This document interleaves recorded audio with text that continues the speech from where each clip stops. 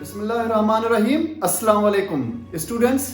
आज जो मेरा टॉपिक है वो है inter FSc part 2 inter biology का चैप्टर नंबर 10 एवोल्यूशन।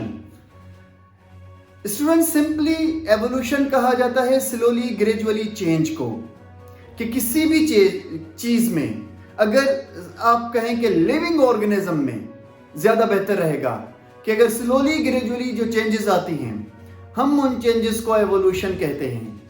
एवोल्यूशन एक ऐसा बायोलॉजिकल साइंसेस में टॉपिक है जो आज तक कंट्रोवर्शियल रहा है और ये थोड़ा सा इंटरेस्टिंग भी है। काफ़ी सारे साइंटिस्ट इसके अगेंस्ट जाते हैं, उनकी थियरीज इसके खिलाफ जाती हैं और बहुत सारे साइंटिस्ट इसकी फेवर में भी हैं। इसकी एवोल्यूशन के मेन जो थियरीज हैं इस वक्त तक, उनमें सबसे पहले हम डिस्कस करते हैं theory of special creation and another is theory of natural selection। देखिए, इसको मैं theory of evolution नहीं कहता बिकॉज कि ये थ्योरी एक जर्नल थ्योरी है जो एवोल्यूशन से हटकर है। इस थ्योरी ऑफ स्पेशल क्रिएशन में कहा गया है, जिसका सबसे बड़ा फॉलोअर फादर सुरेश, या इसके अलावा हमारे पास टेक्सोनॉमी का जो फादर था कार्लोस लीनियस, जो फादर ऑफ टेक्सोनॉमी है स्टिल, वो भी इस थ्योरी की फेवर में था। और इस थ्योरी ऑफ स्पेशल क्रिएशन में यह कहा गया है कि हर जानदार को अल्लाह ताला ने, गॉड ने, भगवान ने स्पेशली क्रिएट किया है, ना कि वो एवोल्यूट हुआ है। तो स्पेशल थ्योरी के अंदर, स्पेशल क्रिएशन की थ्योरी के अंदर कहा गया है कि जो है वो गॉड ने, अल्लाह ने हर जानदार को स्पेशली उसी जानदार की शक्ल में उससे बनाया है। जबकि बहुत सारे साइंटिस्ट इस थ्योरी की अभी तक फेवर में हैं, लेकिन जो हमारे पास इस चैप्टर में, चैप्टर एवोल्यूशन में जो थ्योरीज डिस्कस की गई हैं वो उनमें से एक है थ्योरी ऑफ नेचुरल सिलेक्शन।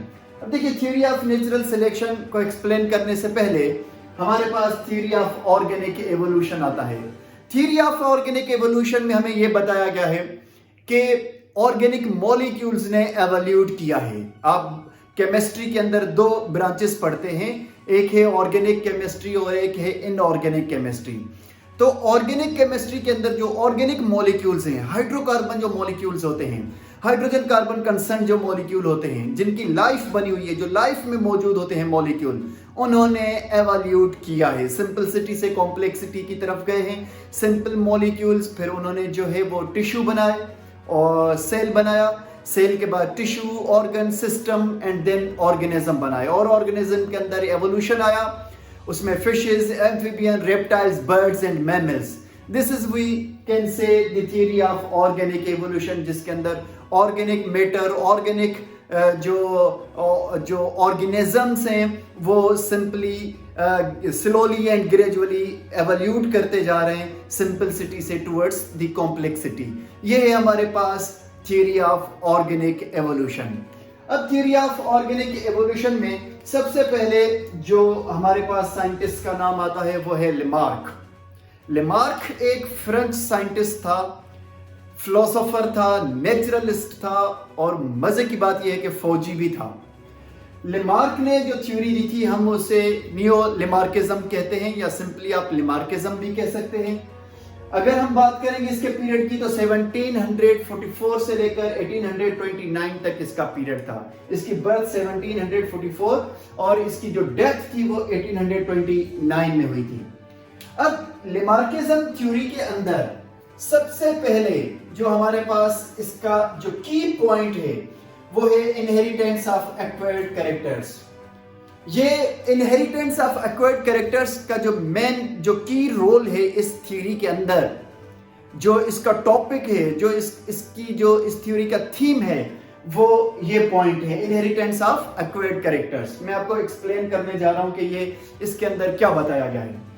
ये जो लेमार्किज्म की थ्योरी है, लेमार्क ने अपनी थ्योरी को एक जो है वो एक किताब के अंदर पब्लिश किया था, एक मैगजीन के अंदर पब्लिश किया था जिसका नाम था फिलॉसफी ज़ूलॉजी, जो पब्लिश हुआ था 1809 के अंदर। ये एक बायोलॉजी का रिसर्च पेपर था और उसके अंदर सबसे पहले जो है इस थ्योरी को पब्लिश किया गया था। इस थ्योरी के बाद आने से एक तहलका मचा। साइंटिस्ट जो है वो दो हिस्सों में तकसीम हो गए। बहुत सारे scientist theory of special creation की तरफ चले गए, जबकि बहुत सारे साइंटिस्ट ने जो है वो लेमार्क की थ्योरी को सराहा और उसकी फेवर की। व्हाटएवर, हम इसके डिस्कशन में नहीं जाते, लेकिन हम ये देखते हैं कि इस थ्योरी के अंदर जो ये किताब पब्लिश हुई, जब ये थ्योरी पब्लिश हुई तो इसके अंदर जो की पॉइंट था वो था inheritance of acquired character. That means कि जानदार जिन कैरेक्टर्स पर ज्यादा तवज्जो देते हैं, जानदार जिन ऑर्गेनिजम्स, लिविंग ऑर्गेनिजम्स जिन ऑर्गन्स पर ज्यादा जो है वो उनको इस्तेमाल करते हैं, यूज करते हैं, वो कैरेक्टरिस्टिक्स, वो ऑर्गन्स स्लोली ग्रेजुअली उनके आने वाले एंसेस्टर्स में, उनके यंग वंस में ट्रांसफर होते हैं। तो इसमें सबसे पहले हम देखते हैं इस थ्योरी का जो मेन पॉइंट था वो इफेक्ट था एनवायरनमेंट का, इफेक्ट्स ऑफ एनवायरनमेंट। इसमें स्टूडेंट्स जो है लिमार्किज्म के मुताबिक जानदारों पर एनवायरनमेंट इफेक्ट करता है और जानदार एनवायरनमेंट के हिसाब से अपने कैरेक्टरिस्टिक्स को एडॉप्ट करते हैं। फॉर एग्जांपल, हमारे पास अगर हम बात करेंगे पोलर बियर की, तो आपको पता है कि वो नॉर्थ पोल की तरफ रहता है और इतने ज्यादा ठंड में रहता है कि ऑलमोस्ट वहां पर टेम्परेचर -50 -60 के करीब होता है। तो वहां पर रहने से, उस ठंडे माहौल में रहने से उसने बॉडी के अंदर भी वो कैरेक्टरिस्टिक्स एडॉप्ट कर लिए अपने माहौल के हिसाब से कि उससे कोई प्रॉब्लम ना हो।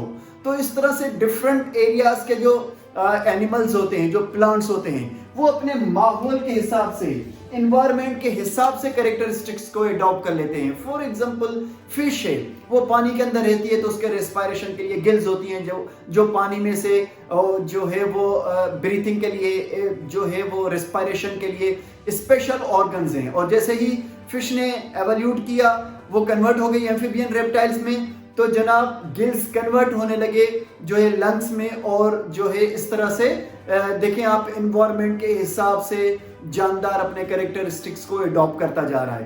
तो ये था कि एनवायरनमेंट जानदारों पर असरअंदाज होती है और उससे जानदार सिंपली एनवायरनमेंट से कैरेक्टर्स को जो एडॉप्ट करते हैं। इसकी एक और मिसाल मैं आपको वाज़ेह मिसाल ये दूं कि जो ठंडे मुल्कों के या इलाकों के लोग होते हैं, उनकी स्किन गोरी होती है, वो गोरे कलर के होते हैं, जबकि जो गर्म इलाकों के, गर्म मुल्कों के लोग होते हैं, उनकी स्किन डार्क होती है, बिकॉज के एनवायरनमेंट इफेक्ट कर रही है।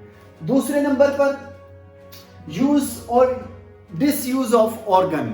अब यूज और डिसयूज ऑफ ऑर्गन में लेमार्क का कहना था कि जो जानदार, जो एनिमल्स ऑर्गन को इस्तेमाल करेंगे वो ऑर्गन उनके अंदर रहेंगे, और जिनको वो इस्तेमाल नहीं करेंगे, जिनको वो यूज नहीं करेंगे, वो ऑर्गन स्लोली ग्रेजुअली उस नस्ल में से, उन स्पीशीज में से खत्म हो जाते हैं। उसका मेन एग्जांपल जो था इसकी तरफ कि भाई जो उसने एग्जांपल दी कि फॉर एग्जांपल जिराफ का उसने एग्जांपल दिया कि जिराफ अपनी नेक को जो है वो इस्तेमाल करता रहा और बड़े बड़े ट्रीज को वो ईट करने की कोशिश करता रहा, लीव्स को, ब्रांचेस को और शूट्स को जो ऊपर की तरफ मौजूद थी, उन चीजों को उसने ईट करने की कोशिश की। तो इससे जिराफ जो था उसकी नेक इंक्रीज होती चली गई, उसने इसको यूज करना स्टार्ट कर दिया।